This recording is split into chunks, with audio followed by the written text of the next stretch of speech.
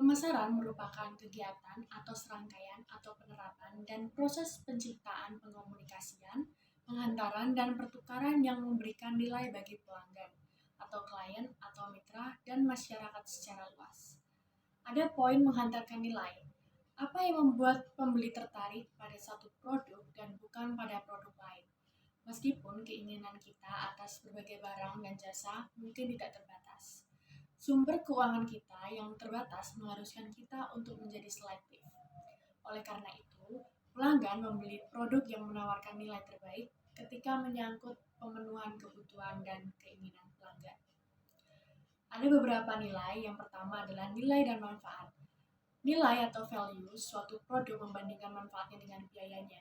Manfaat tidak saja mencakup fungsi yang diberikan produk yang bersangkutan, tetapi juga kepuasan emosional terkait dengan kepemilikan, pengalaman, atau kehadiran produk tersebut. Tetapi setiap produk memiliki biaya, termasuk harga jual, pengeluaran waktu pembeli, dan biaya emosional dari pengambilan keputusan pembelian. Pelanggan yang puas menerima manfaat yang lebih besar daripada biayanya. Untuk memahami bagaimana pemasaran menciptakan nilai bagi pelanggan, kita perlu mengetahui jenis manfaat yang didapatkan pembeli dari barang atau jasa suatu perusahaan. Manfaat-manfaat yang diberikan kepada pelanggan ini menciptakan suatu kegunaan, yaitu kemampuan produk untuk memenuhi keinginan atau kebutuhan manusia. Ada 4 macam jenis kegunaan. Yang pertama, kegunaan bentuk, kegunaan waktu, kegunaan tempat, dan kegunaan kepemilikan. Poin selanjutnya yaitu barang, jasa, ide. Barang konsumsi merupakan produk fisik yang dibeli oleh konsumen untuk penggunaan pribadi. Barang industri merupakan produk fisik yang dibeli oleh perusahaan untuk menghasilkan produk lain. Lalu selanjutnya jasa. Jasa ini suatu produk tak berwujud seperti informasi, keahlian atau kegiatan yang bisa dibeli. Contohnya, perusahaan asuransi, maskapai penerbangan, akuntan publik, klinik kesehatan, dan lain-lain. Selanjutnya ada ide. Pemasaran juga mempromosikan ide seperti nilai inspirasi, seperti terlihat dalam encouragement pass it on di YouTube dan dalam iklan-iklan televisi.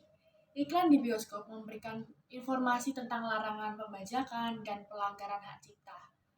Lalu kampanye pemasaran lain mungkin menekankan sisi negatif, makanan cepat saji, menulis pesan teks saat mengemudi, atau berhenti merokok.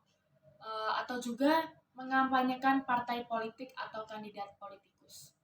Meskipun pemasaran seringkali berfokus pada transaksi tunggal atas produk, jasa, ide, pemasar juga memiliki pandangan jangka panjang. Oleh karena itu, pemasaran hubungan atau relationship marketing adalah jenis pemasaran yang menekankan pada pemeliharaan hubungan yang berkelanjutan dengan pelanggan dan pemasok.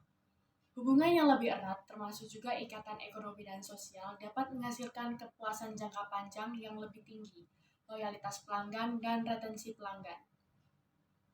Selanjutnya ada manajemen hubungan pelanggan, yaitu metode sistematis yang digunakan perusahaan untuk membangun hubungan informasi yang lebih baik dengan klien, sehingga manajer bisa mengembangkan hubungan perusahaan dengan klien yang lebih kuat.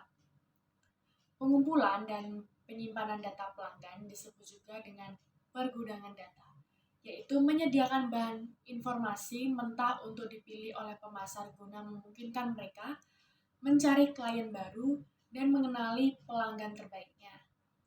Pemasar kemudian dapat menginformasikan klien utama ini mengenai produk baru yang akan diluncurkan dan pengiriman pesan layanan purna jual. Penggalian data yaitu mengotomatisasikan analisis data yang besar melalui penggunaan komputer untuk menyaring, menyortir, dan mencari petunjuk yang belum pernah ditemukan sebelumnya mengenai apa yang dilihat dan ditanggapi pelanggan, dan bagaimana mereka dapat dipengaruhi. Selanjutnya adalah lingkungan pemasaran. Rencana dan strategi pemasaran tidak ditentukan oleh satu arah oleh bisnis. Justru keduanya dipengaruhi oleh kekuatan eksternal yang kuat. Dalam bagian ini, kita akan membahas bagaimana berbagai kekuatan eksternal tersebut dapat mempengaruhi lingkungan pemasaran secara khusus.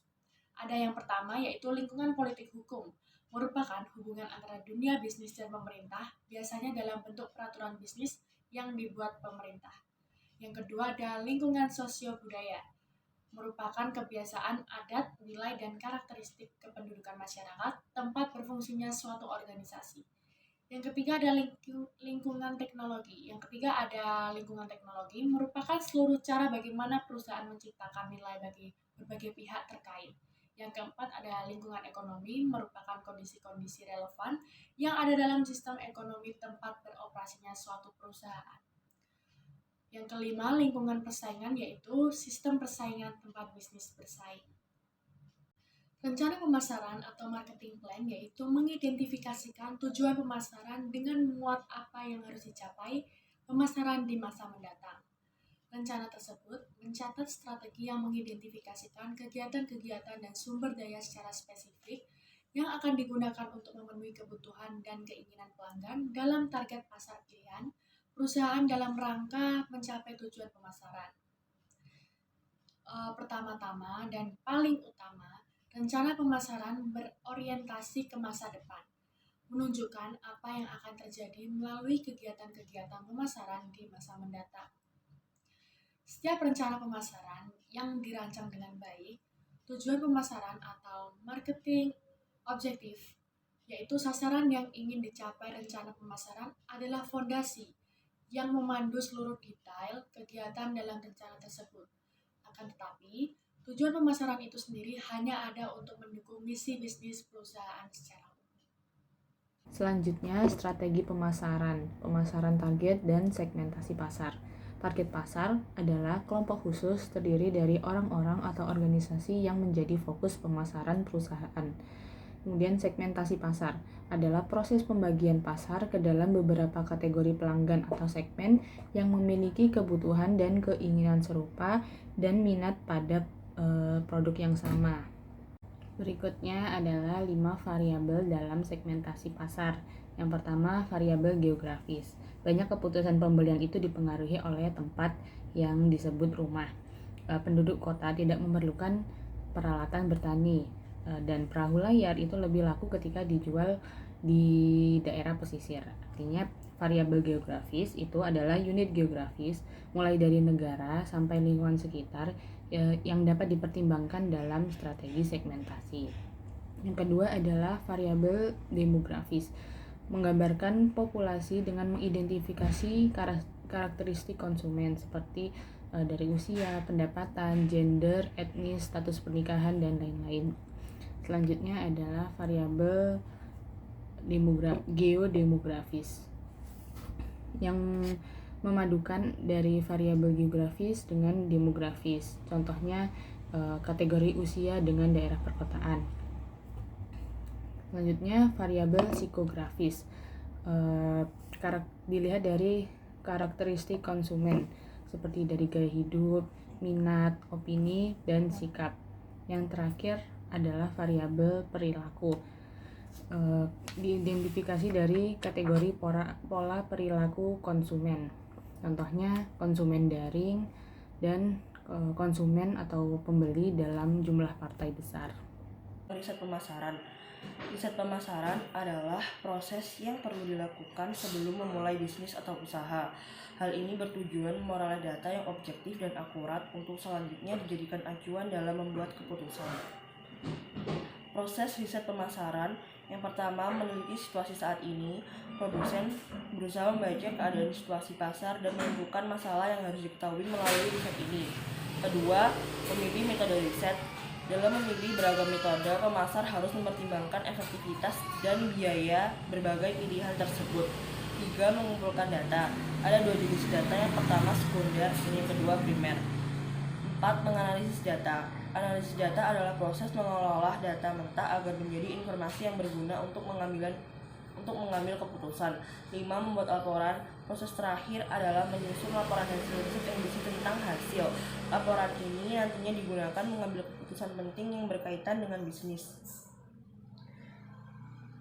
Metode riset pemasaran. Yang pertama observasi, yaitu mengamati dan mencatat perilaku konsumen saat ini. Bisa juga dengan teknologi sistem informasi dan komputer.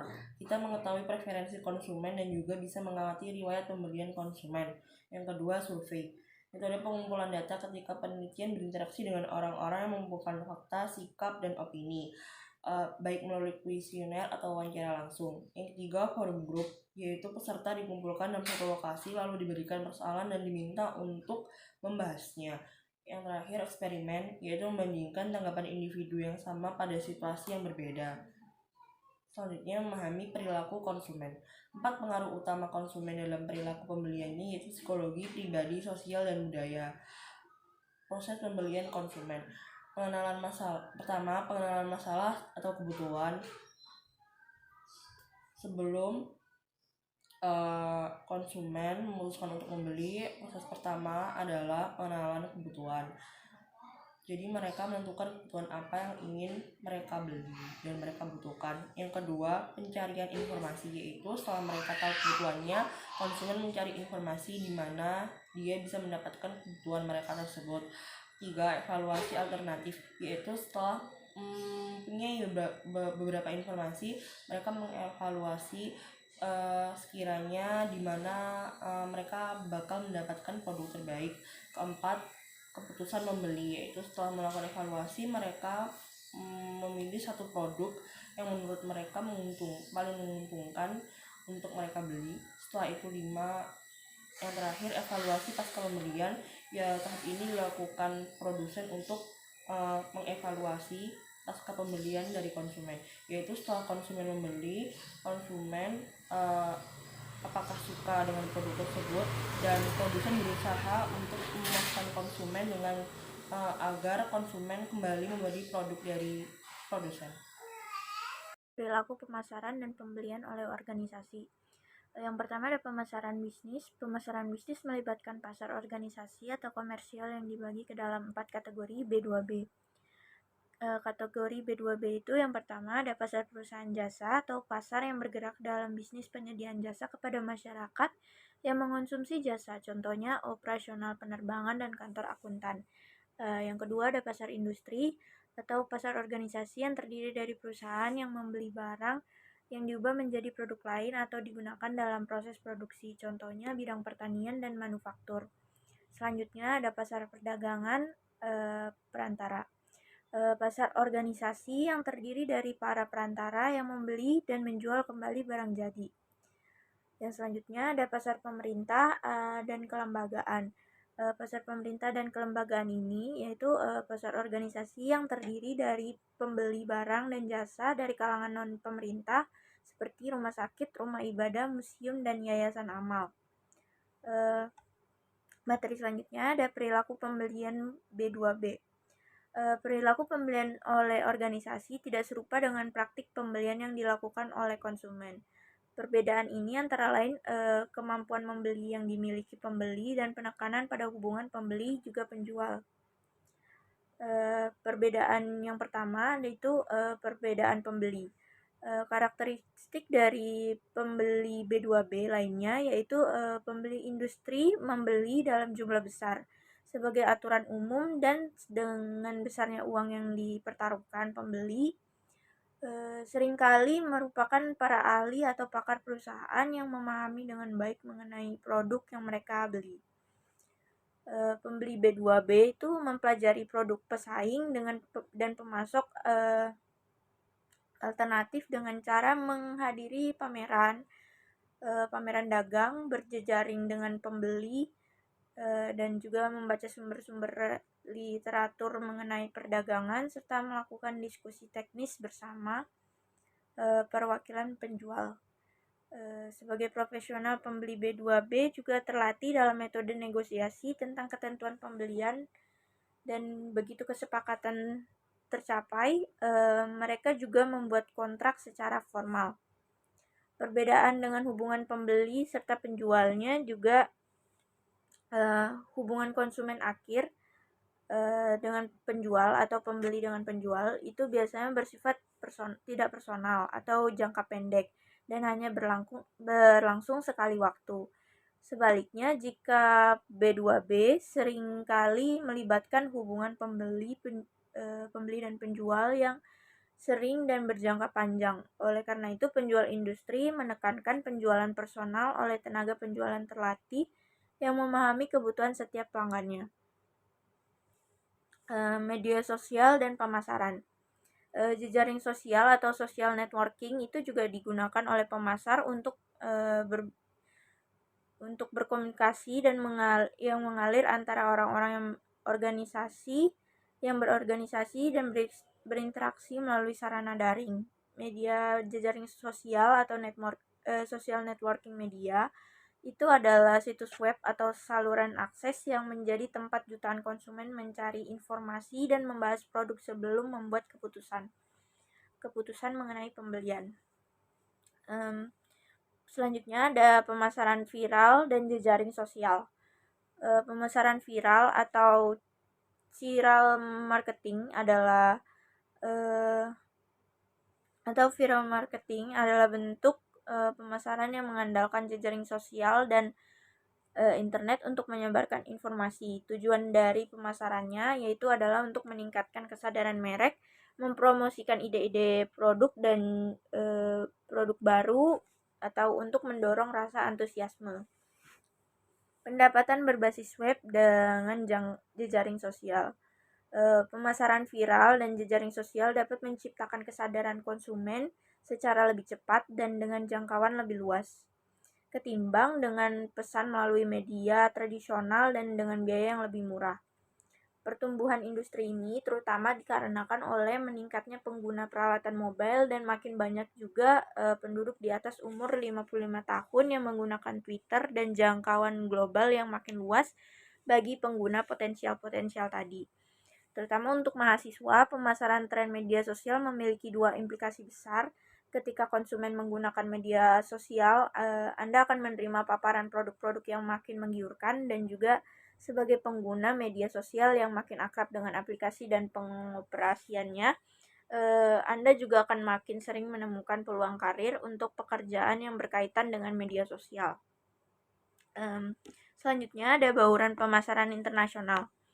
Apabila pemasar ingin mengglobalkan produknya, maka pemasar harus mempertimbangkan setiap unsur bauran pemasaran. Unsur bauran pemasaran tersebut, yang pertama ada produk internasional, atau sebagian produk bisa dijual di luar negeri tanpa perubahan apapun. Namun seringnya produk domestik itu mengharuskan adanya perancangan ulang dasar agar dijual ke pasar luar negeri. Selanjutnya ada penetapan harga internasional. Ketika menetapkan harga untuk pasar internasional, pemasar harus mempertimbangkan biaya transportasi dan penjualan produksi yang kemungkinan akan lebih tinggi di luar negeri. Yang selanjutnya ada distribusi internasional. Keterlambatan dalam memulai jejaring distribusi internasional ini bisa memakan biaya yang sangat mahal, sehingga banyak perusahaan yang menghindarkan keterlambatan dengan mengakuisisi bisnis lama yang memang sudah memiliki jejaring distribusi dan pemasaran yang luas. Yang terakhir ada promosi internasional. Manajer harus secara cermat menyesuaikan promosi produk dengan kebiasaan yang berlaku di suatu negara dan juga nilai budaya yang dianut agar dapat mempromosikan penjualan secara sukses dan tidak mengganggu perasaan pelanggan. Selanjutnya saya akan menjelaskan mengenai bisnis kecil dan bauran pemasaran. Yang pertama adalah produk-produk bisnis kecil. Banyak dari berbagai perusahaan besar saat ini dulunya merupakan bisnis kecil. Rahasia di balik kesuksesan banyak perusahaan kecil adalah penerapan cermat konsep pemasaran dan pemahaman yang baik terhadap unsur-unsur dalam bauran pemasaran. Sebagian produk dari perusahaan baru menemui kegagalan sedari awal karena hanya ada segelintir pelanggan yang menginginkan atau membutuhkan produk mereka. Banyak yang gagal mengestimasi potensi pasar yang realistis dan sebagian menawarkan produk baru sebelum benar-benar memahami segmen target pasar mereka. Sebaliknya, pemahaman yang menyeluruh mengenai apa yang pelanggan inginkan telah menguntungkan banyak perusahaan kecil, misalnya Little Art Production. Yang kedua adalah penetapan harga untuk bisnis kecil. Penetapan harga yang sembrono dapat menenggelamkan perusahaan yang melahirkan produk baik. Kesalahan penetapan harga untuk bisnis kecil berawal dari kegagalan memperkirakan pengeluaran operasional secara akurat. Ketika bisnis kecil menetapkan harga melalui evaluasi biaya dan memahami persaingan yang dihadapi, banyak dari mereka memperoleh laba yang memuaskan. Yang ketiga adalah distribusi untuk bisnis kecil. Kemampuan banyak bisnis kecil untuk menarik dan mempertahankan pelanggan sebagian bergantung pada pilihan lokasi berjualan, terutama bagi bisnis jasa baru. Tetapi dalam distribusi, perusahaan kecil memiliki keuntungan lebih ketimbang pesaing yang lebih besar. Perusahaan kecil lebih mampu untuk memenuhi kebutuhan pelanggan secara lebih cepat dan efisien dengan sentuhan personal tambahan. Yang keempat adalah promosi untuk bisnis kecil. Bisnis kecil yang sukses merencanakan biaya promosi sebagai bagian dari biaya awal pendirian usaha. Sebagian menekan biaya dengan menggunakan metode promosi yang relatif terjangkau, misalnya beriklan di koran lokal dan pesan daring. Bisnis kecil lainnya mengasosiasikan diri dan produk mereka dengan kelompok, organisasi, dan peristiwa terkait.